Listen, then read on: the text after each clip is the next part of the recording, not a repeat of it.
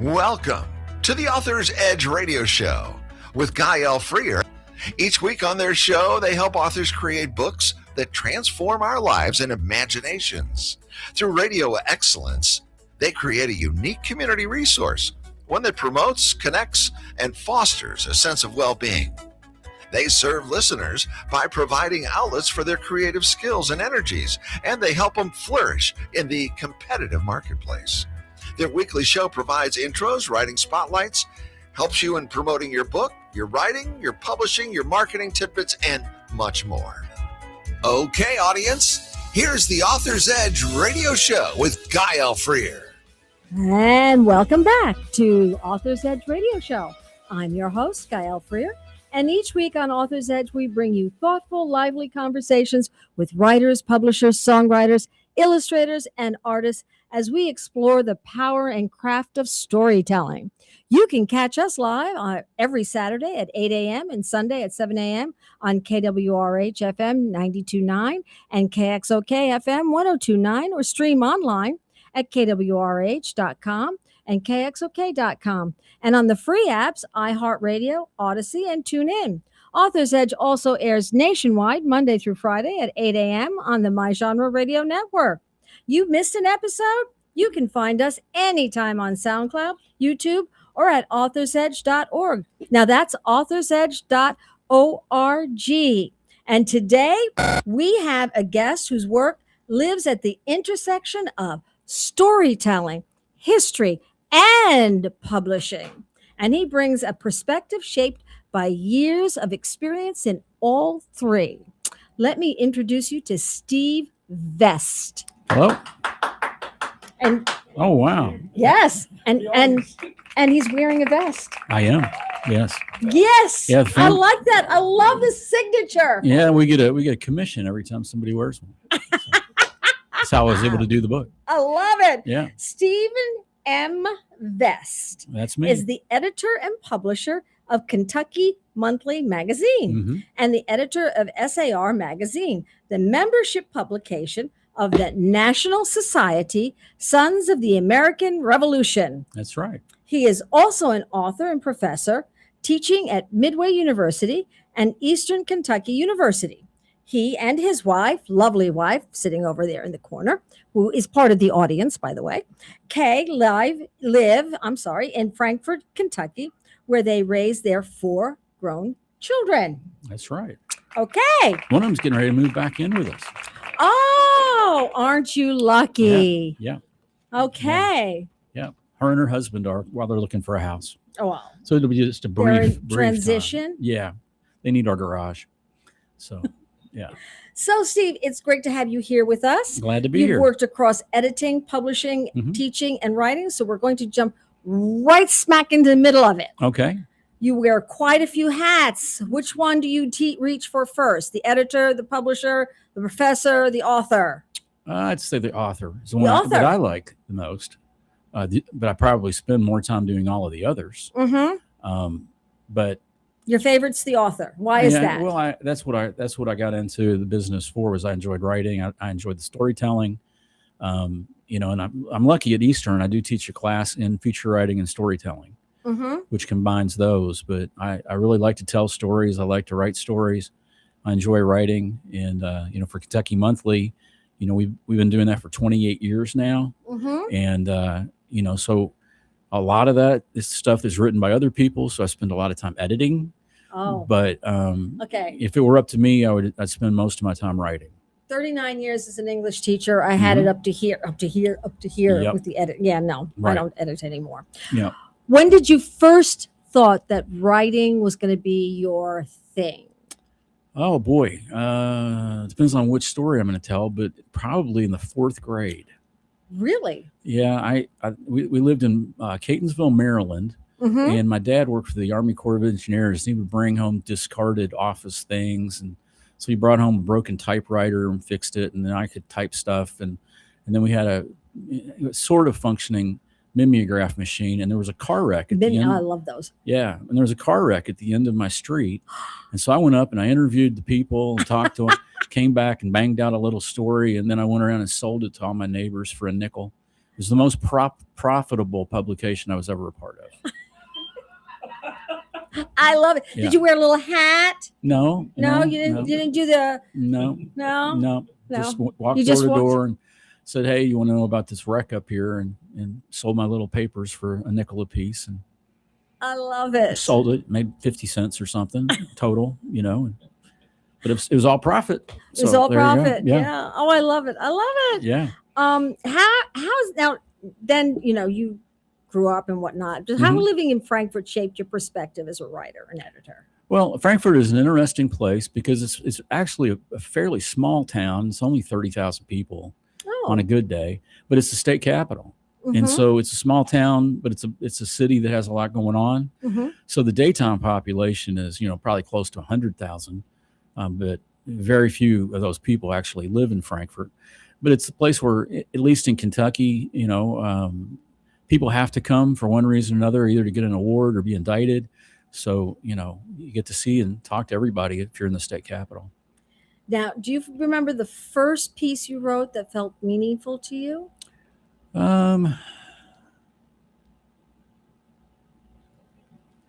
Well, there's so many of them, but the very first one that struck your heart. Yeah. Well, probably the one that first one really kind of hit me was I was working for a newspaper up in Indiana, and a young man had been killed on a ship, and they were going to bring him home, and all the Indianapolis news stations came in to cover this case, or the story. And they had these people's house surrounded, and I got there, and I sat across the street. I didn't charge the gates or anything, and eventually all those other people left without anything because they had kind of terrified the people. When after they were all gone, the lady saw me still sitting across the street, so she came out and asked me what I wanted. I said, I really don't want to be here, but I need to cover this story, and I know you've lost somebody, and I'd like to know about them. So she invited me in, and we went through picture books, and she told me all kinds of stuff. And, the story I got was better than any of the breaking news people would have gotten. And then that kind of, there's more to this than just getting the story first. You want to get the story right. Yeah. You got the story of the child, the boy. Right. And, and so when a few days later they had the military style service, no one was allowed into the cemetery except for the newspaper reporter and, from our paper and me, and the photographer. We could walk right in, sat with the family, the whole deal. And, so our coverage was much better than the others, but it was because, I was able to kind of take my time, and get the story and make sure it was right. You weren't in her face. No. And I've never done that. I've never been somebody that's really in your face in journalism. And I was in journalism for 16, 17 years. And then, in the magazine's journalism too. It's just a different style of journalism. It's more of the storytelling. Which did you like better, the journalism or the magazine? It depends. I mean, I like having more time to work on a story, which I do with a monthly magazine. But, that daily deadline, it only has to be right for 24 hours. Where when you're writing something a month in advance of it being published, it really has to hold up. Yeah. So there's pressure either way. The daily deadline is tough, but it's over. And the monthly deadline is out there looming and isn't always over. So, they both have their unique pressures. Right. What about in your magazine? What stories really touched you in that perspective? I like the quirky stuff, and I like the stuff where where it becomes very obvious that we're all connected. Because like Missouri, I'm sure Kentucky. Most Missourians came from Kentucky, like most Kentuckians came from Virginia, and you can't travel very far. I've never been able to find anybody in the state of Kentucky that's 4.6 million people. I've yet to meet a person that doesn't know somebody that I know, no matter where I go. I mean, I'll be 2 hours from home, 3 hours from home, and we'll start talking, and then they're like, "Oh, do you know?" "Oh, yeah," and you do. Know somebody. So like Doug Sykes. like Doug Sykes. Yeah, I've known we Doug both- for We both forever. know Doug Sykes. Yeah. And I bet if we talked a little bit longer, we know other people too. And, so I like those kinds of stories. I like when you can show the connectivity. And in the George Vest book that we're going to talk about later, that's a big part of that book is that he grew up in Frankfort, Kentucky, where I live, and he went to a little school called the Sayre Academy. And there were only a dozen or so students in that academy. It was a guy named Sayre who taught the kids. And those kids followed George to college. They followed George to law school. They followed George to Missouri. Two of them are actually in the dog trial that took place in Warrensburg, where the phrase "dog is man's best friend" comes from. Were friends of his from his childhood back in Frankfort, Kentucky. One of them was Thomas T. Crittenden, who was later governor of Missouri. He's the guy that pardoned Frank James. And TT, as he called him, there was GG and TT, had known each other since they were kids. So those kinds of stories, I'm drawn to those. I think they're really neat. So, now growing up, were you more of a reader or a storyteller or probably storyteller? I mean, tell stories? I like telling stories. My family told stories. Some of them are true. Some of them weren't. Some of them we'll never know. And but I enjoyed telling stories, and I enjoy that still. What was the favorite story that you would tell that everybody liked to hear? Well, back when I was a kid, it varied. I mean, there was something different all the time, and the stories they changed quite a bit. Most of them involved my grandmother and something that she had done. She was what would you call her? A strong cup of coffee? Yeah, that was it. So strong cup of coffee. Yeah, she had these times when she would have an argument with somebody and they were never going to speak ever again. And I witnessed one of those between my grandmother and her younger sister.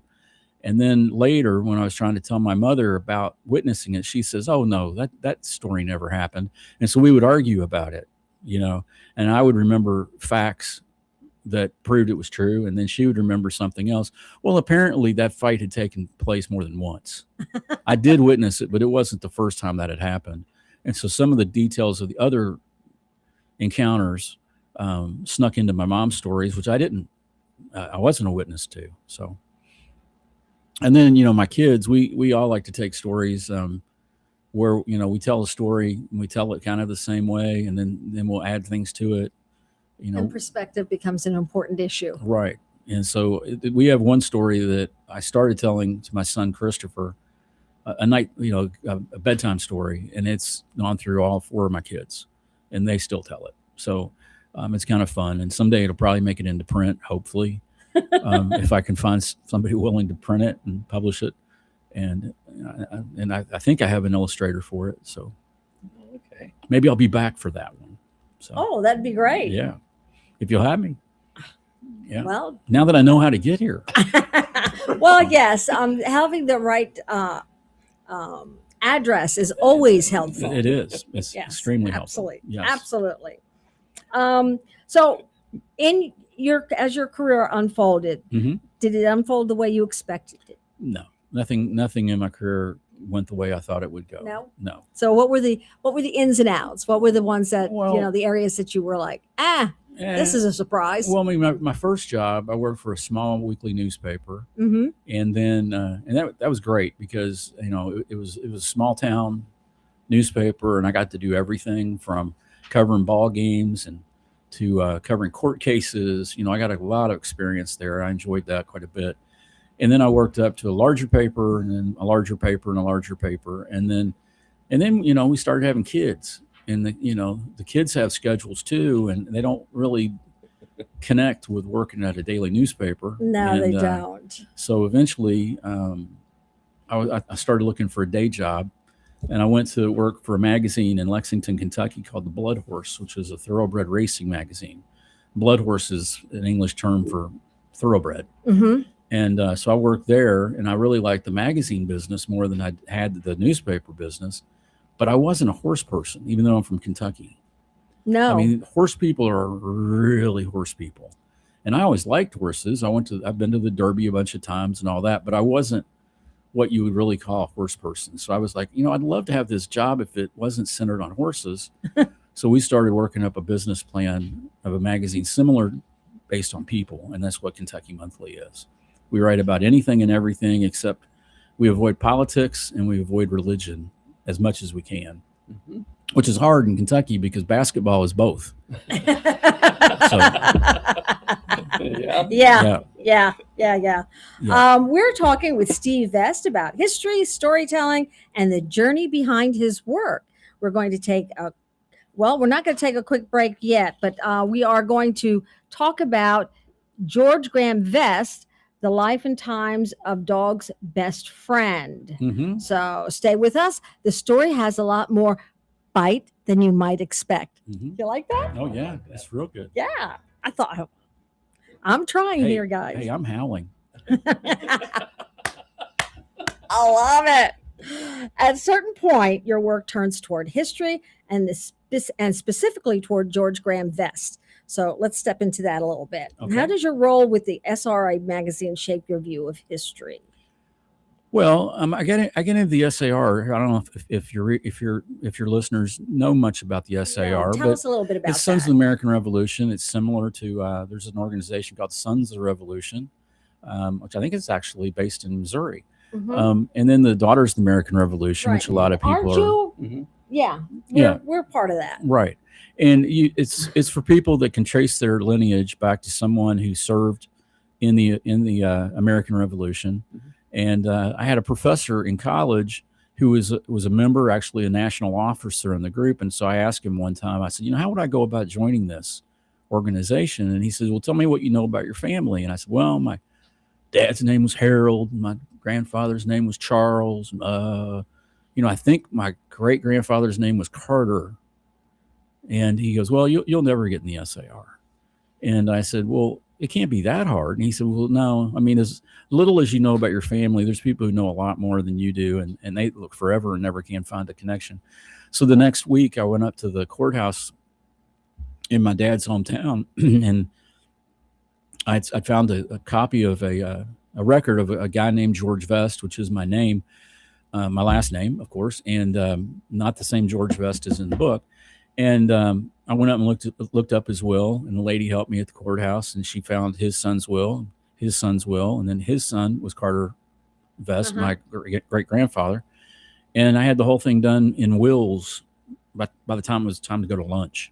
Oh, wow. And so I joined it almost 40 years ago, and I've been a member of it. So, I have an interest in history. I have an interest in genealogy. And a lot of that came into play with the writing of George Graham Vest because I didn't know who he was. I live in Frankfort. He was from Frankfort, but I didn't grow up there. I didn't live there. I went there for a job. But around the corner from the newspaper was a historic marker talking about George Graham Vest and this famous speech that he had given in Missouri. And I'm like, I got to be somehow related to this guy because Vest is a fairly rare name, even there. Yeah. And so I started researching it. That's how the whole thing started. Was I was trying to figure out how I was related to this guy because he does. I don't know if, but I guess your viewers can see the copy of the book. But if you trimmed up George's big bushy mustache, he looks quite a bit like my dad. Yeah. And so I'm like, yeah, there's got to be some connection. He is my third cousin, 4 generations removed, which means my fourth great grandfather and his great grandfather are the same. So what does the removed part mean? Okay, so if you and I are first cousins, your kid would be my first cousin, also, but he or she is 1 generation removed from me. Oh, okay. So it's an imbalance in the tree because you're looking at somebody that you're tracing back to that is a little older, a little younger. You're usually going to be off a little bit. Okay. And so George and I are third cousins, but you have to go back 4 generations to get that connection. So okay. That's the easiest way I can talk about it. If you okay. Everything's on a plane in the you have all the people in your generation are on the same plane. Somebody that's up or down is removed. That makes sense. All right. Yeah, once or twice or 3 generations removed, but you're still related. You're just not as related as close. Yeah. Okay. Well, That makes sense. Yeah. Do you feel a responsibility when telling historical stories to make for accuracy? I do, and I that was the big thing with this book was that I started on this book almost 30 years ago. Wow. And I mean, you know, I looked up what I could because I was trying to find them, and I found the stuff about the dog trial in Missouri really quickly. That's what he was best known for. And you know, I started researching that, and then I started finding other things about him, and then you know, like I said, our son was born, and it was like, well, you know, maybe working on this right now is not the best thing. So I put it all away. And then a few years later, I got it back out, started working on it again. Then our oldest daughter was born, and off it went back in the closet. You know, so eventually, when our third daughter, our fourth child, graduated from college 3 years ago, Kay said, well, now's maybe a good time you could get that stuff back out. And so I did, and I was much further along than I thought I was, but I wanted to make sure I had it, you know, I wanted to tell the story correctly. I knew that when I started promoting the book, people are going, oh, you know, what is this, your granddad? You know, and oh, isn't that cute? You wrote this story about your relative. Well, that's not what I wanted to do. I wanted to tell this guy's story, good and bad. And the only thing we really have in common is we have the same last name. So tell us a little bit about the story. Okay. Well, George was born in 1830 in Kentucky. He grew up there. He went to school there. He went to this place I mentioned called the Sayre Academy, which apparently was a place that students would travel in from all over to go to this school. And when he reached the United States Senate 40 years later, you know, there were only 70 senators. There were only 30-something states. And there were 7 Sayre students in the Senate at the same time. Both of Kentucky, both of the Missouri, and 3 other United States senators all came from there. And the pastor at his church was the chaplain of the Senate. That's one of those things I talk about that's kind of interesting to me, that what a small world that is. Yeah. Because that guy had given the invocation at the ceremony where they reinterred Daniel Boone, or parts of Daniel Boone, after George's dad and a bunch of other people came to Missouri and stole him and brought him back to Frankfort to be buried in our cemetery. And the guy that gave the invocation at the cemetery ended up being the chaplain of the United States Senate when George was there. George's biggest accomplishment was probably his contribution of trying to develop Yellowstone Park. He was one of only a few people that had been in the Confederate government and then the United States government. But you know, he grew up, went to Center College, then went to Transylvania Law School, made lots of connections there. That's how he met Joe Selby, who eventually was the commanding officer of James Brothers, who he was the attorney for.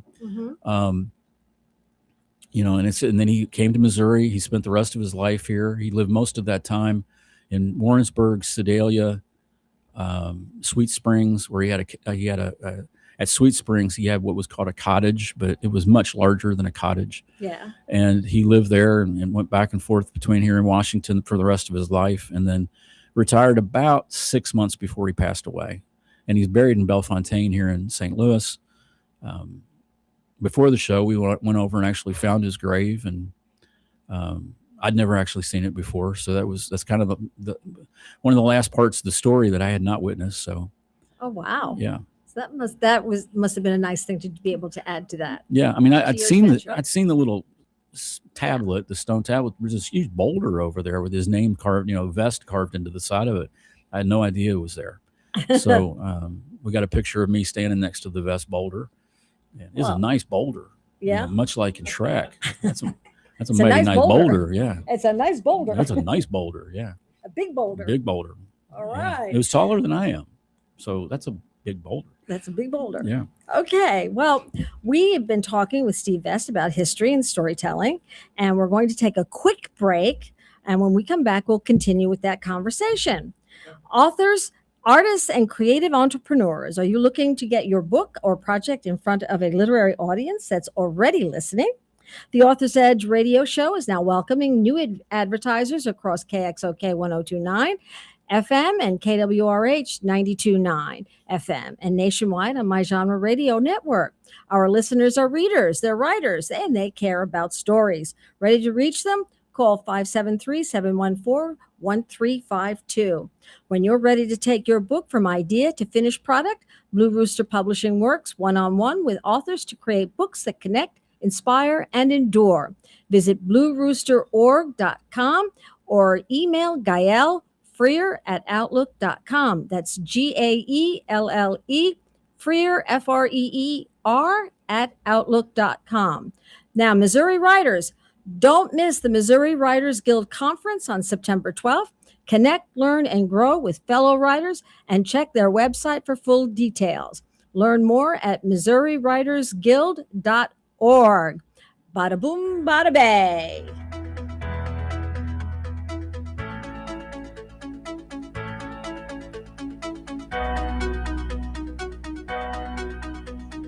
El Potro Restaurant and Market, located at 6920 Manchester Avenue, 1 block east of McCausland, offers the finest variety of Mexican and Central American groceries and goods.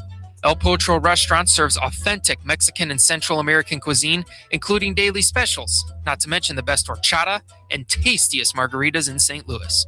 Open 7 days a week. El Potro, 6920 Manchester Avenue, 1 block east of McCausland.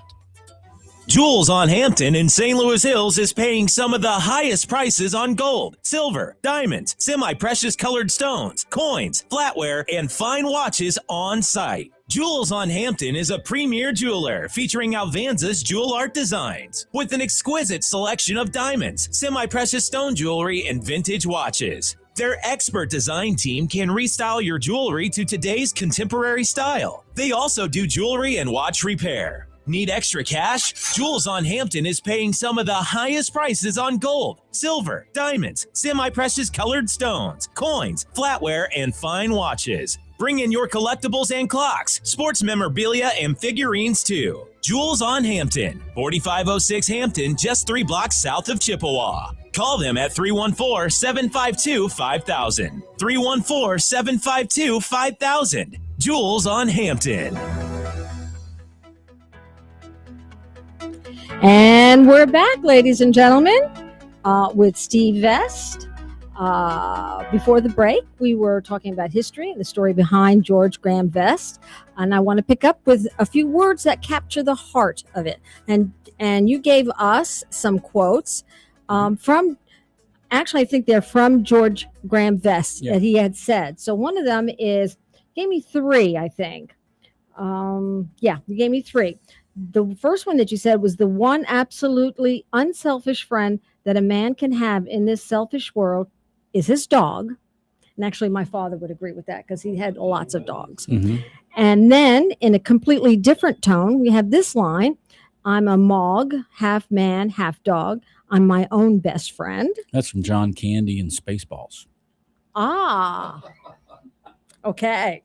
And then in another thought, often attributed to Vest, is history is written by the victors. Mm-hmm. And so, Stephen, these ideas of loyalty, identity, who gets to tell the story, sit right at the heart of what you've been exploring, right? Well, they do. And the thing is this is a biography, but it's also an autobiography. It's both.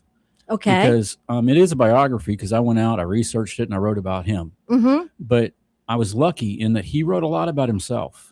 And he was a good storyteller, and he had a unique way of telling a story. So where I could find stories of him telling the story, I got out of his way and I let him do the work. Wow. And there's a lot of the book that's written by George, and and I tied the things together, made sure that they were accurate, made sure that they were in the right place. So that's where the editing part came in. And then there's other places where I'm telling his story, but I really like it a lot more where he's telling his story than where I am. He did a series of 19 2 to 3 page articles on his reminiscences over the years in the Saturday Evening Post and the year leading up to his death, and they're all in there.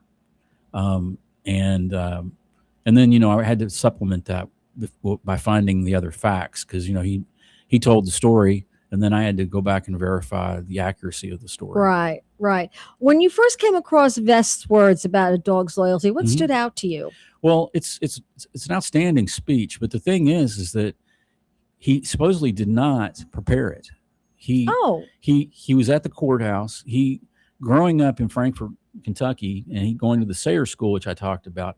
He supposedly had, memorized most of the Bible. He had memorized all of the classics. He was one of these people that could just quote anything, anytime, anywhere. And so when the dog trial was taking place in Warrensburg, they thought they weren't going to win. And so they're like, we really need a good closing argument. And T.T. Crittenden said, he was one of them, and I think he said, I hope they don't get George to come in here, because if we do, we're going to lose. Well, the other two attorneys that were representing the case realized that George was there, and they said, look, we need a couple minutes on dogs, and we'll give you $10 if you give the speech. And supposedly he just walked in and gave the speech off top of his head. If you want me to, I can share the speech with you. Sure. So this is, you read one quote, but this is the speech. And supposedly, and if you listen closely, you'll hear where he does borrow from some other places. The best friend a man has in this world may turn against him and become his enemy. His son or his daughter that he has reared with loving care may prove ungrateful. The money he has, he may lose. It flies away from him, perhaps when he needs it the most. A man's reputation may be sacrificed in a moment of ill-considered actions. The people who are prone to fall on their knees and do us honor when success is with us may be the first to throw a stone of malice when failure settles its cloud around our heads. The one absolutely unselfish friend that a man can have in this selfish world, the one that never deserts him, the one that never proves ungrateful or treacherous, is his dog. A man's dog stands with him for prosperity and poverty, in health and sickness. He will sleep on the cold ground where the wintry winds blow and the snow dries fiercely if only he can be by his master's side. He will kiss the hand that has no food to offer. He will lick the sores and the wounds that come with encounters of the roughness of this world. He guards the sleep of his pauper master as if he were a prince. When all other friends desert, he remains. When riches take wings and reputation falls to pieces, he is as constant in his love as the sun is in his journey through the heavens. If misfortune drives the master forth an outcast in the world, friendless and homeless, the faithful dog asks no higher privilege than that of accompanying him to guard him against danger and to fight against his enemies. And when the last scene comes and death takes the master in his embrace and his body is laid away in the cold ground, no matter if all other friends pursue their way, there by the graveside will be the noble dog, his head between his paws, his eyes sad but open in alert watchfulness, faithful and true even in death. George Graham Vest. And supposedly that was just off the cuff. Off his head. Yeah. Oh my. So Pretty persuasive. yeah, and they won. That doesn't touch you nothing well. And they won the case. I think they.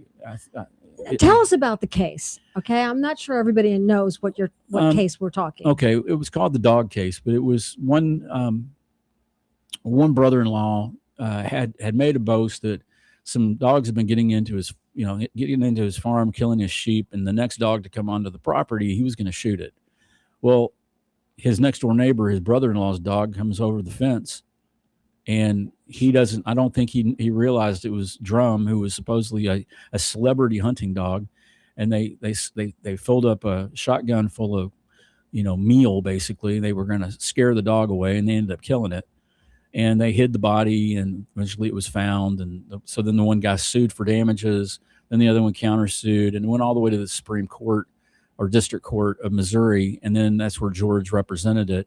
The plaintiff in the case, and eventually they won. But this was basically a family feud between, neighbors and relatives. And, but yeah, they were very, very well known in 1869 and 70. It was in all the newspapers at the time, and ended up in this big case that had four of Missouri's largest attorneys in it. And then George giving the closing argument. Wow. So why do you think that quote still resonates today? Because it's true. I mean, Ann Landers said, do not accept your dog's admiration as positive proof that you're a good person. Because, your dog's going to love you no matter what, That's right. And there's a lot of those quotes about the loyalty of a dog. And I think it's true. Yeah. It rings true. Did history is written by the victors shape your approach? It did, because especially in the part about Yellowstone Park, he was never on the right side. George was always in the minority for the most part. He never had much political sway, but he became known as the watchdog at Yellowstone Park. And he had most of the legislation that went through the Senate. He got it through, even though at the time he was in the far minority in the Senate. And even after it became a park, when other parties would come up with legislation that affected Yellowstone, they ran it past George before anything went before the Senate. And so he had a big impact on that. He and oh boy, wow. They created a bipartisan trip where they took Chester Arthur, the president, and members of the Republican and Democratic Party and photographers and news people, and they took them out to Yellowstone for 3 weeks, and every day sent back dispatches through the telegraph of their adventures and the things they had done. And George and Chester Arthur had fishing contests and everything else. And so when the bills all did get passed, they were passed by the Republicans, Chester Arthur and the Republicans, but most of it was crafted by George, who was a Democrat, a former Confederate. He was always in the minority after the war, but he accomplished quite a bit for somebody. And so it does come into play is that he doesn't get much credit for it, even though he did it, because he wasn't one of the victors. No, he wasn't the person writing history at the time.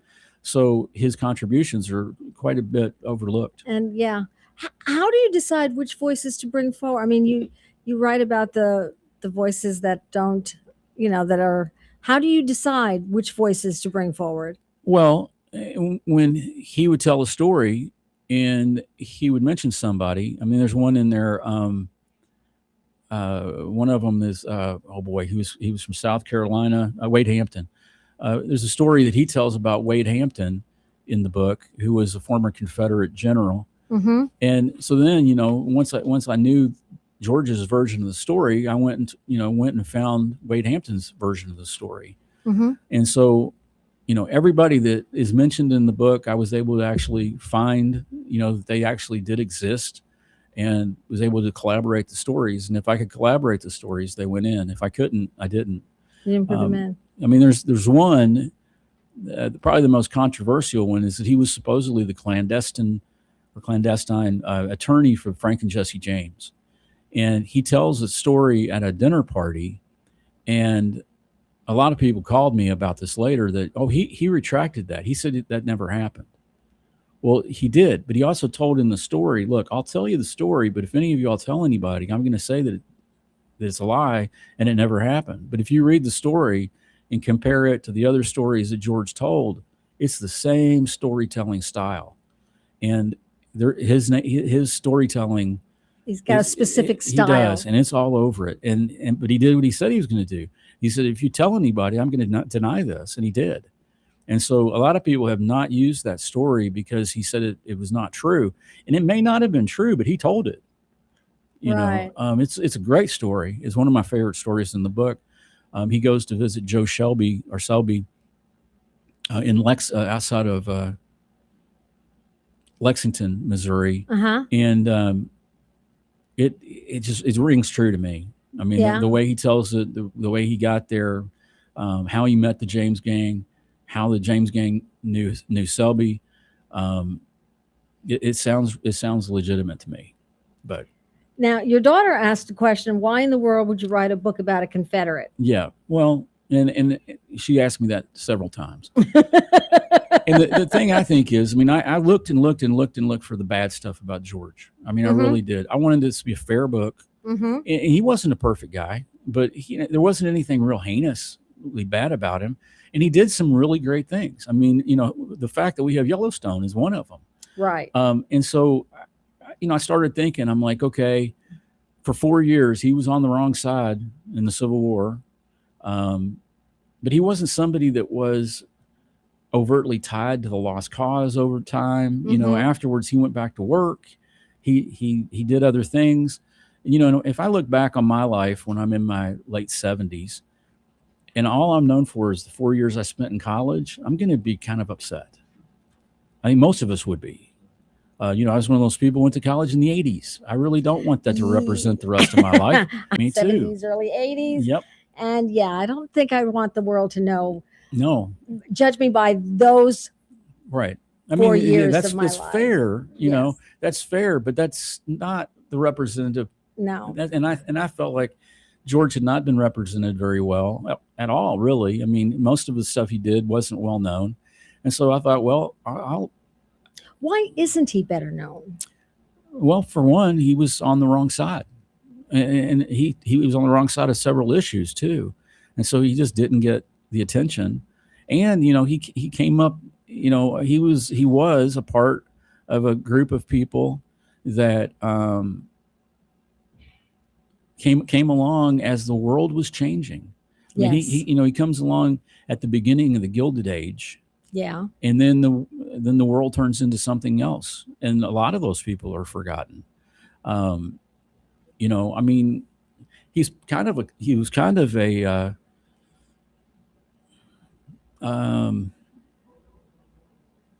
he definitely was a contemporary of Mark Twain. Yeah. And, you know, even Mark Twain doesn't necessarily get the credit of being the writer that he was because of True. some of the things that he wrote. And at the time that he wrote them, they probably weren't nearly as controversial as they would be today. No, they weren't. Right. Right. So, you know, George has that, I think, in common. You know, he did have some ideals. You know, he wasn't a big fan of women getting the right to vote, not because he didn't think they were worthy, but because he thought that they were too good. That politics was a nasty, nasty business, and women shouldn't have to mess with something so foul. Yeah, okay, but maybe that's just what he wanted to say, and so. Yeah. Yeah. How did George Graham Vest end up in Missouri? Well, there's several stories. One of them is that he had a guy that was after him. That's the story that a guy, Whitliff, a guy another guy he grew up with, supposedly this guy Whitaker, who lived in Owensboro, Kentucky. I don't know if you know where Owensboro is, but Owensboro is 100 plus miles up the Ohio River from Cairo, Okay. Illinois. And he and Whitaker had this ongoing kind of feud or whatever. So one night Whitaker had a boatload of people drinking and gambling, and George went down and cut the ropes on the boat and sent it adrift, and none of them realized it till the next day when they woke up and they were floating past Cairo, Illinois. They got somebody to... Sounds like fun. Yeah. So they got somebody to throw a rope over, and they towed the boat back north and everything. And he pretty much knew George was probably the one that did it, and said that when he found him, he was going to shoot him. And supposedly that night, George decided maybe it's time for me to live somewhere else. He was supposedly heading out west to Santa Fe, and he was in his boat. They lost the river going up where they didn't have enough water to continue. So then they got a carriage. The carriage overturned. He was hurt, and he stayed. And then he was involved in a court case here that wasn't very popularly viewed. And people started threatening him. And the more they threatened him, the more he decided, I think I'm going to stay here. All right. Yeah. You're listening to Author's Edge on KXOK 1029 FM and KWRH 92.9. And today's conversations with Steve Vest, author of George Graham Vest, The Life and Times of Dog's Best Friend. And we continue. What was the key to George Graham Vest's success?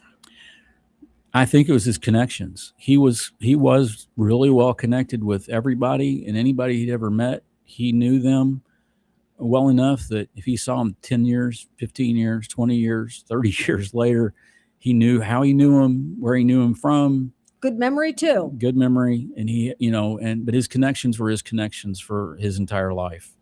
He made good friendships. He did.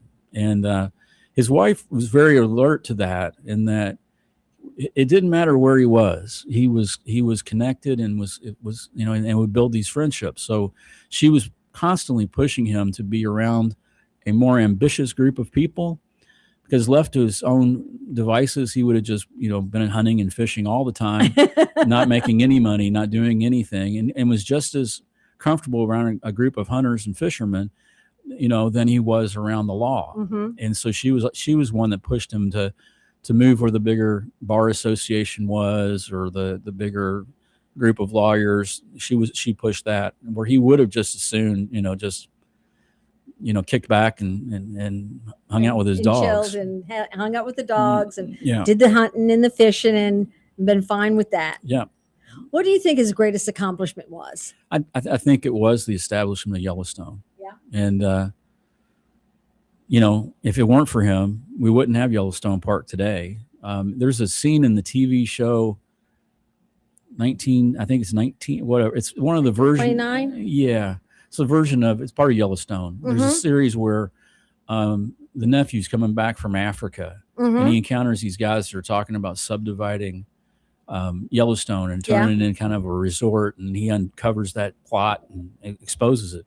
Well, that did happen, but it happened in 1883, and it was George that exposed the plot. Went back to Washington, said, "Okay, I understand there's this deal, this deal, and these people are behind it," and dismantled all of it. And that's what saved Yellowstone in the first time. And pretty much Yellowstone as it was in 1883 is the way Yellowstone is today. Wow. Yeah. That's really cool. Yeah. When you look at the past through your research, are there moments that feel especially relevant to what we're experiencing right now? Oh, absolutely. I mean, the sides change, the names change, but the places have stayed the same. And, but like one party that's known as being conservative and the other one known as being progressive changes back and forth over time. And, but yeah, some of the names don't even change. Yeah. I mean, just driving around here in St. Louis, everywhere you go, you see Crittenden or Breckenridge or whatever on the streets. Those are the same people that George was dealing with 120 something years ago. Last night we drove out to where the World's Fair was. That wasn't one of the things he thought was most exciting was he brought the World's Fair to St. Louis in 1904. And that was his legislation that did that. And he died during the World's Fair, and they closed the fair for a day because of his funeral. Oh, wow. That's interesting. Yeah. How long did it take you to write the book? Altogether, about 30 years. Of concerted work, though, probably about 2. I made several trips to Missouri to make sure that I had all the documents that I needed. The things that I would find that I kind of questioned, I would go and verify. So I made lots of trips to Jefferson City, to Columbia, to Warrensburg, to Sweet Springs, repeatedly. And how did you research the book, and where did you start? Well, I started with the stuff that I found in Frankfurt, where he was born, and then I went from there to the stuff in the Saturday Evening Post, and then from that is where I started going to the historical societies, the local and the state historical societies, just to verify that what he's talking about. There's one person in the book that I was not able to lock down. He had a friend growing up. He's listed in the book or in the records. It says his name is Charlie S. And that he and George went to church together. They went to school together, and there's an adventure in the book pretty early on. And then Charlie goes off and is in the Confederacy, as most of them were, and he's badly wounded. And George goes to see him in Mississippi and tells him the story of their childhood adventure. And for the first time in days, Charlie starts to laugh, and eventually he recovers. And everybody thought he was going to die, but when George goes and can get a laugh out of him, they're like, okay, he might make it, and he did. I cannot tell you what that S stands for. I've been through everything that I can find. And there's no, he hid the guy's identity well enough that I haven't been able to uncover it. No. So no. George was known as a great orator. Do you have a favorite speech? Yeah, I mean, his favorite speech was the speech that he gave when they dedicated the monument to Thomas Jefferson in Jefferson City. He gave a really long speech, which is in the book. The entire speech. It's one of those 1880s speeches. It's 2 hours long. Oh, good Lord! Yeah, and we're not listening to that. No, I'm not going to try to read it. But No. it is interesting, and it does tie into a lot of things today, because he considered Jefferson. he was a fan of Jefferson, and some of Jefferson's views, we see it today, still coming back and forth and back and forth. And the Civil War was basically to answer questions in many ways, to answer questions presented by Jefferson and the founders that they never solved themselves, and left it for other people to try to solve. Right. And we're still working on it. Still working on it. Yeah. Still working on it. Yep. What part of the writing process do you enjoy most? Connecting the dots. This is how this fits here. This is okay. Now I understand this. Sometimes you can, sometimes you can't. But when you can, I enjoy that. I like to be able to bring the story together. Yeah. Yeah. Then we've talked about the writing and whatnot. Let's talk a little bit about your teaching. Okay. Now that we've, done that, how does teaching influence your writing? Well, you're teaching at. I teach at Eastern Kentucky University, and I've taught at Midway University, which is a small and what school. Classes do you teach? At Midway, I teach English 101. And I've taught English 300. But at Eastern, I teach creative writing more so. But it's in the communications department. It's not English creative writing. It's more. It's not stuff creative. It is creative. I mean, it's stuff like you might hear on The Moth. Oh, okay. I'm teaching that type of storytelling and creative nonfiction. Okay. And so, a lot of the stuff that I use are things that stories that really spoke to me that I thought were really interesting. One of them, the kids are shocked when I have them read Frank Sinatra Has a Cold. I don't know if you've ever read Frank Sinatra Has a Cold. No. It's a story from Gay Talese, where he's assigned to go do a bio on Frank Sinatra in Hollywood, and he goes out in Los Angeles, and he gets there, and Frank won't talk to him because he has a cold. And so he has 3 weeks in a hotel, expenses paid, and so he just stalks him for the whole 3 weeks, talking to everybody he knows, everybody he sees. He goes to the places where Frank goes and writes this great story about Frank Sinatra without ever speaking to Frank Sinatra. And, it's an interesting piece of storytelling. And it probably tells you more about Frank Sinatra than if he'd interviewed Frank Sinatra, because Frank's going to have canned quotes. He's going to have his prepared speech. He's been interviewed millions of times. But no, the fact that one day he's really nice and the next day he's not so nice, from the people that he's being nice or not so nice to, telling the story tells you more about Frank Sinatra than anything else would. Right. It's a great story. So, I love pulling stories like that, and that sounds like writers fun. that have influenced me, and try to pass it on to the kids. So what is your favorite writer? Or who is your favorite writer? Well, classics probably Fitzgerald. Yes. That's that. But Hemingway. Not as much. I do like Twain. Twain. I like Twain quite a bit, but probably my local favorite one would be a guy that I don't know if your readers or your viewers would know is Ed McClanahan, who was a Kentucky writer, and he was a Stegner fellow, and he has a great way of telling a story. What about a female writer? Sina Naslin was actually my English teacher at University of Louisville. Oh. And she was a New York Times best-selling author of several books. I enjoy some of hers. Bobby Ann Mason, for a Kentucky writer. Missouri writer, probably Jackie Marceau. I don't know if you know who she is or not. She's from Columbia. Yeah. We went to grad school together. And yeah. So okay. Yeah.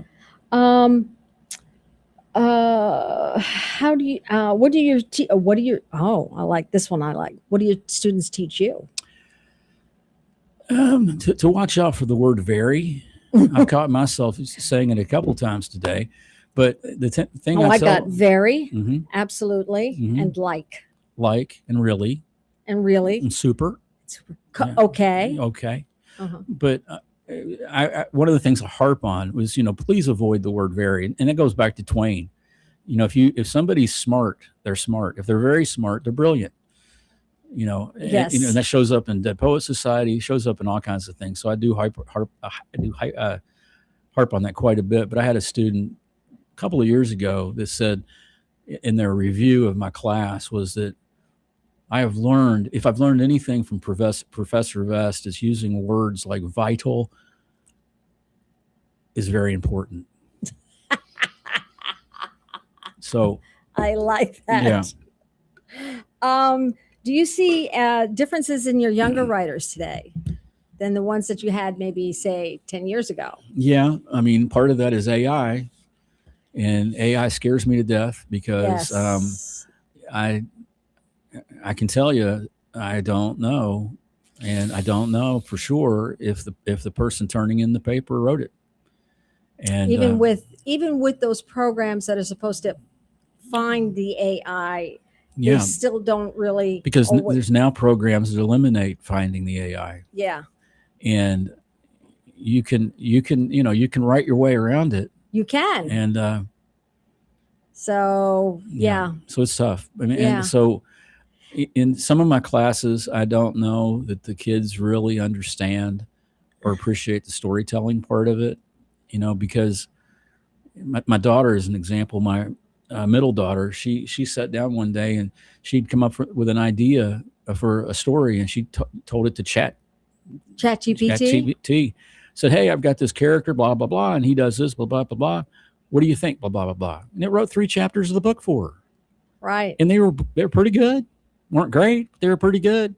I mean, it gave and then you can go in and you can say to the ChatGPT, say, okay, let me say this, let me do this or do that and do the other thing, and it will do it, and it will do it maybe almost as good as you would do it. Well, maybe. I mean, because and that's the scary part. Well, I mentioned Ed McClanahan, and when she first told me about that, I said, well, hey, why don't you ask it to write a story about me and Ed McClanahan in the voice of Hunter S. Thompson, who wrote like Fear and Loathing and all those books.